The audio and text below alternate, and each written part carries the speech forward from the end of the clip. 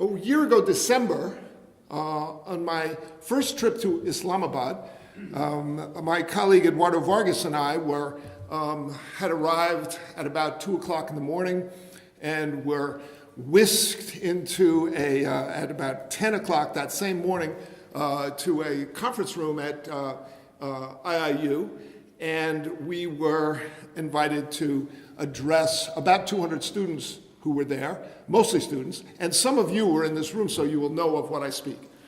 And so we were not really prepared to do a lecture as such, so we did what we do at Intersections, which is to have a dialogue. And so I said to the gathering, how many of you have been to America?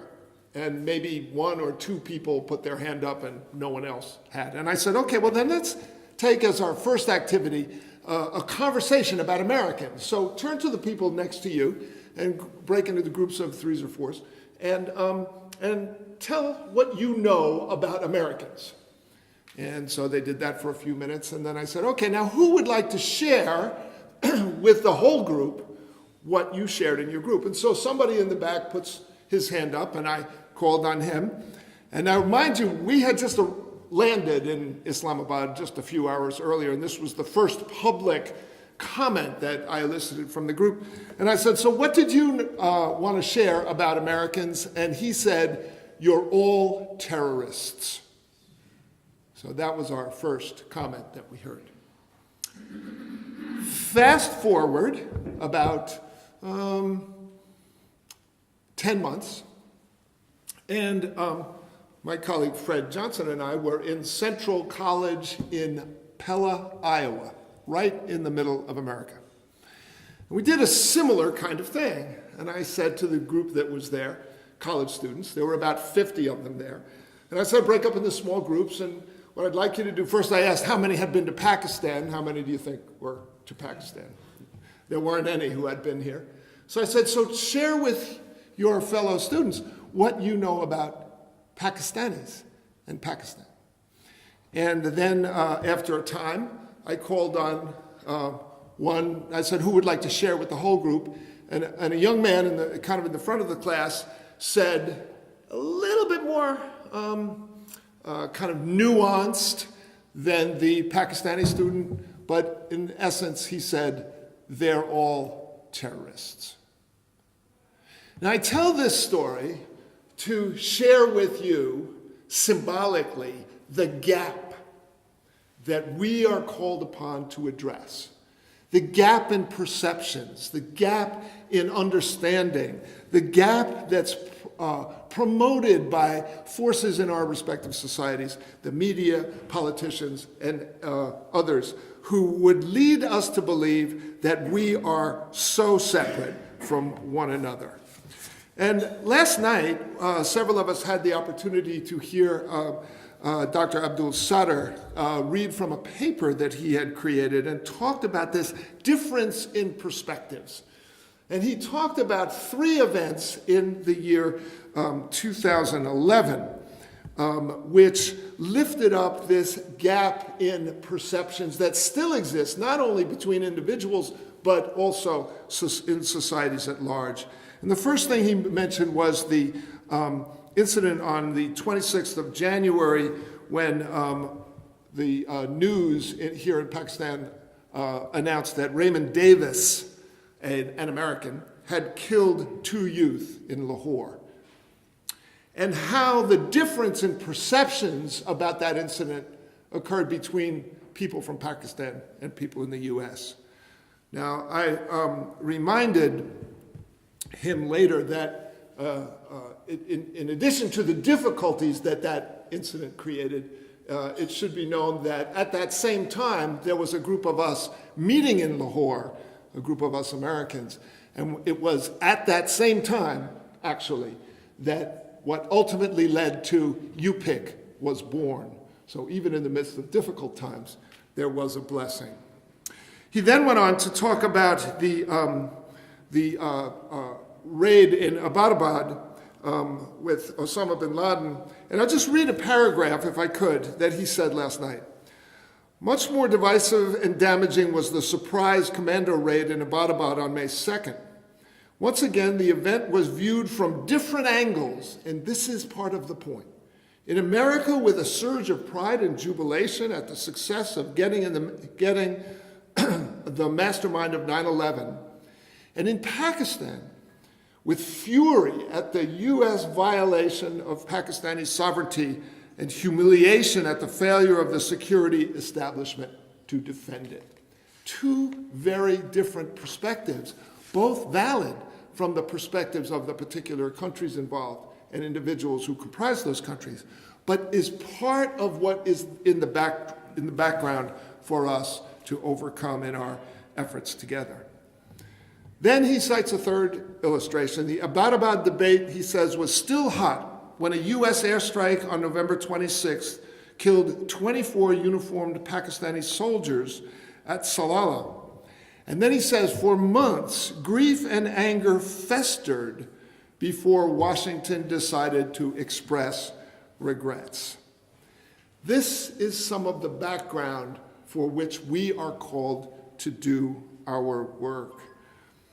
And our work has now proceeded so that this is our third gathering as UPIC. The first one was in Oman, and now in last spring, and now we're gathering once again. And since our meeting in April last spring, I just wanted to let you know that we have been at work in the US at least, and I'm sure here as well, hearing what many of you have said in terms of your own perspectives and your own desires.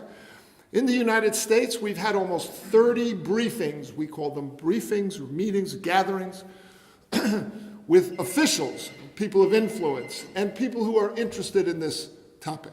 More than 1,000 participants have taken part in these briefings. They've been at schools, in religious organizations, in governmental settings, and what we're experiencing now is that the people who have participated are looking to find out how they might participate in this work in a sustained way. So that's part of what we're here to ask ourselves so we can report back in those times going forward. Because we're getting some traction now that interreligious dialogue is, in fact, an antidote to extremism, and that the religious voice is essential, Junaid touched on this, for holistic healing between our two countries. And the interest in what UPIC is doing is growing steadily. It's no longer that we can have what we call in the US, a y'all come kind of philosophy. That is, who's ever interested in participating, just have them come and be at the meetings.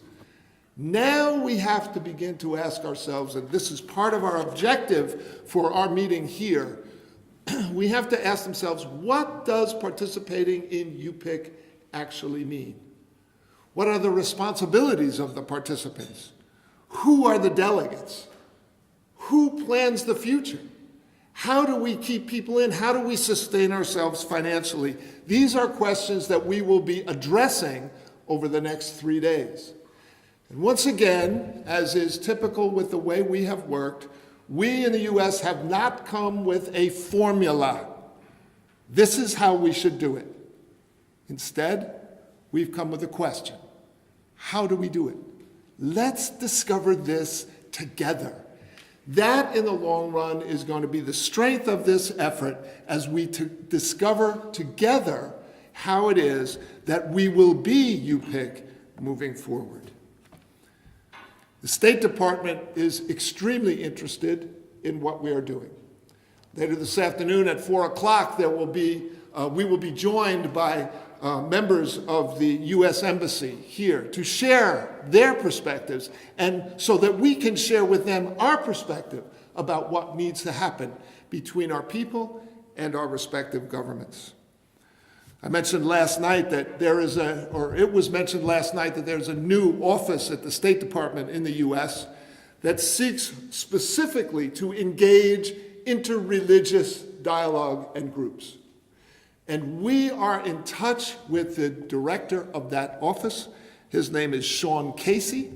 And he has agreed to set up a series of briefings in the State Department and other governmental agencies with us after we return from this trip.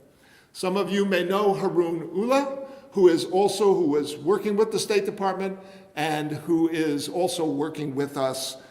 He was here in the embassy last spring, in fact, when we were here, and attended around the fringes some of our meetings last spring when we were together. So the question is, how do we work together moving forward? These questions form the backdrop for our meeting this week. We have said it's not really a conference, it's more a strategic planning session. So for the next 2.5 days, we will be rolling up our sleeves, wrestling with one another intellectually and spiritually to see if we can answer some of these questions. And they focus around 3 particular areas, and then I'll close with a story, which is a good news story about what we've already done. Those 3 areas are the area of governance. I alluded to this before. How do we govern ourselves? Who is a UPIC delegate? What is his or her responsibility moving forward? How do such people get chosen? Are there terms? Is there a voting group? What do we do moving forward? Right. Up till now, it's been anyone who is invited is welcome to attend. We can't keep doing that moving forward. And this, my friends, is a good news story. Because what it means is we've grown to the point where we need this internal discipline of governance so that we can move forward and we can do that effectively. The second question is, how do we sustain ourselves? So far, Intersections has secured the funding which has allowed us to continue up till this time. That's been a joyful burden, but to say it has not been a burden would not also be accurate. And so we have to figure out a way that as we move forward, we're able to sustain ourselves financially. And that will be a topic of conversation. Particularly, I think we begin to address that tomorrow. And then the third question is, what are the next steps in terms of the exchanges that we want to have between students and scholars? We started as religious leaders.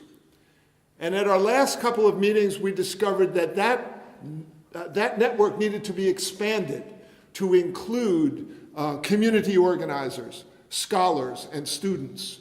And one of our original objectives was to keep meeting and to include at our meetings students. And we have that here, and we will continue to do that in the future. And Kelly McGrath from the US is here specifically to work on how we might structure that from the US side moving forward.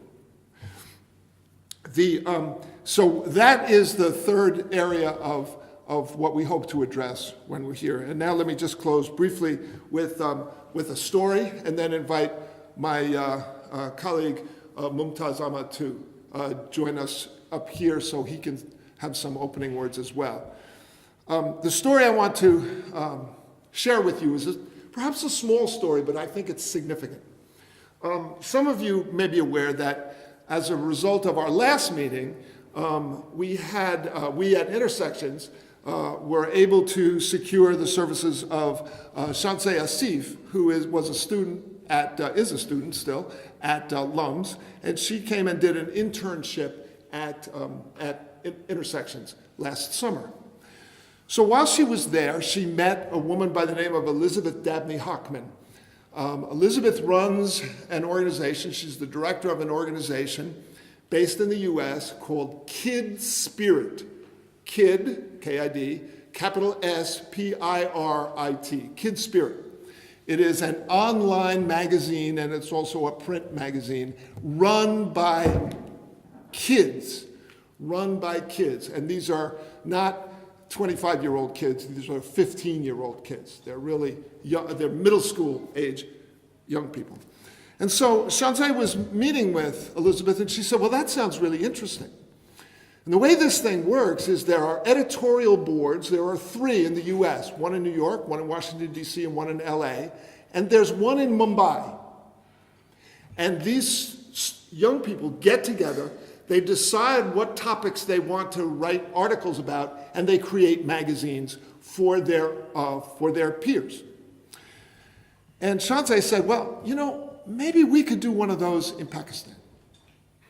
And we all know about the dynamic of the US and India versus the US and Pakistan, and we thought, gee, wouldn't it be wonderful, wouldn't it be a statement, symbolic perhaps, but more than that, if in addition to one of these editorial boards being in Mumbai, there could be one here in Pakistan. And I'm happy to report that Shanzeh took off on that and talked to her middle school in Karachi.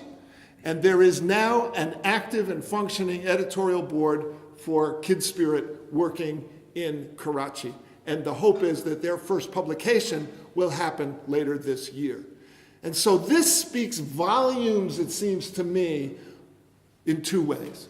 It tells the American people about the equality between, or the need for the equality between the relationship between the US and India and the US and Pakistan, and it provides a living example of how Pakistani young people can help shape the future here and across the world. So that is just one example of what UPIC has already accomplished, and it's only the first of many.